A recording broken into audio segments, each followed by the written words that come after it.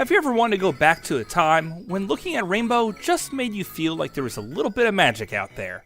And a little bit of leprechaun gold. Hey, I am the Game Collector, and this is Second Opinion Games, and today I do the review of Rainbow Islands for the PC Engine CD and Turbografx CD.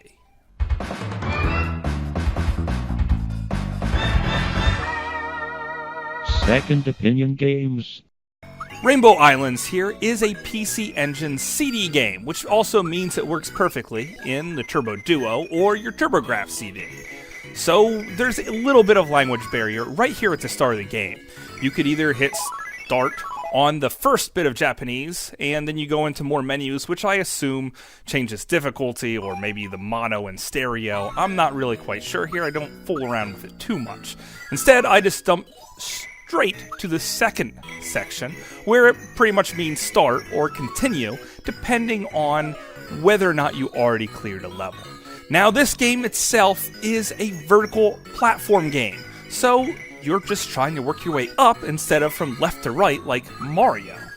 And it does a great job of it.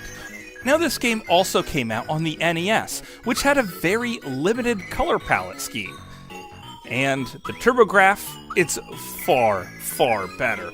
The colors here are vibrant and bright, and it just fills your heart full of goodness playing a game that's so cheery.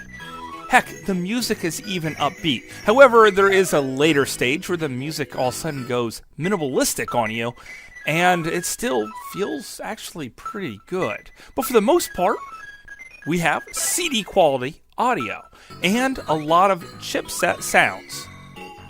And it does a great job. There are no complaints here whatsoever.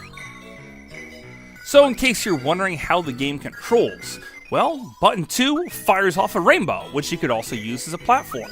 However, if you jump and land on it, it'll break and you'll come falling down very, very slowly as your fat kid decides to flap his arms like a bird, and it slows your descent, but you're basically not in any control of your character while you're falling, which is super annoying. So the whole basis of the game is not to fall, because it'll probably end up leading to your death. Not because of falling too high, that won't really kill you, but because every single stage has a set time limit, and there's no actual timer on the stage to know when you reach this set time limit. It'll just tell you to hurry up, and the stage fills up with water, because your short, fat, red-headed friend here can't swim. And why the whole world fills up with water, I just don't know that part. You gotta give it to the Japanese for having some diversity in this game. I mean, they could have gone with a short, fat Japanese person, but no, they have what looks like a German-Irish folk in lederhosens just flopping his arms around like a madman. Heck, even Mario was Italian, and you know what? I gotta hand it over to the Japanese for not making every character look the same in all of their games. Just saying. Also, the rainbows themselves can be used as weapons to kill your enemies. Yeah, rainbows as weapons, that's pretty cool. And they can be powered up to 2 or maybe even 3 rainbows. And then if you get super powered up, then you could also shoot stars out of the rainbows while you're throwing the rainbows, which just makes you pretty much freaking invincible. Also, if you perform the right set of things and collect the right power-ups, you can get a fairy that totally guards you and makes the game a lot easier. This fairy doesn't last forever, and you won't be completely invincible with it on your side. So just be aware of that. Also, you could get wings like Kid Icarus, and that will allow you to sort of fly. But because most enemies attack you from the sky, it's kind of a bad idea to just think that you could fly all the way up to the top without any problems. However, having these power-ups do make the game a lot easier. But the game is not going to be easy. It is going to be really tough. And if you were to try to beat this whole game on 1 credit, you would receive the true ending. But that's probably never going to happen. There are codes out there for 20 lives, or maybe even give you the wings or the fairy at all times, but you're still gonna die and die again. I'm just warning you, this game is not easy. It is Dark Souls hard. A matter of fact, I would call people that play Dark Souls wimps, because this game is even harder. I'm not saying I can't beat it. I'm just saying it's really tough. And most of what makes this game difficult is the boss battles, because they are big and cute, and you think that they're just so lovable, and then they tear you a freaking apart. Heck, this vampire boss battle, I made it to him with 20 freaking lives, and he managed to crush me on every single turn. It is a monster, and he is a monster. Also, what makes this extra hard is the one-hit kills. Sometimes you're going to feel like a boss because you could shoot 3 rainbows out of your arms that shoot fireballs everywhere, yet still get hit one little time by one little stray enemy, and you're dead. Feels kind of cheap, but it is what the game is.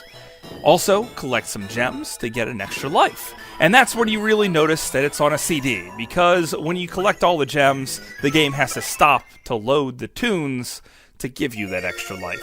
It's kind of annoying, but at the same time, you don't care, because the game is just so cheery, it still leaves you with a smile. Also, what the game has going for it is its length. There are 7 islands here with about 3 levels apiece. So there's quite a bit of gameplay, and you're not going to finish it all your very first time through. But for me, it's all about the wonder of the game. Every island is different, and there's even a Halloween-themed island which has tons of spooky enemies. Every island has its own set of enemies that have its own patterns and extreme difficulty. This game really brings me back to when I was a kid and didn't know what was around the next corner, especially in video games. Every time I play it, I feel happy, and then a little bit sad because of how hard it is, and then really happy when I manage to overcome the obstacles that were placed in front of me. This is an absolute classic game. I wish it would have came out in the Turbografx 16 CD, full English, but it didn't. However, importing this game should be an absolute no-brainer for anyone who loves really fun games. And playing it on the Turbo CD or PC Engine CD is an absolute masterpiece. And thank God there's something that puts a little bit of magic back into our lives. Especially when you look at a rainbow, now you could even think how magical it really is. But that's just my opinion. Thanks for watching.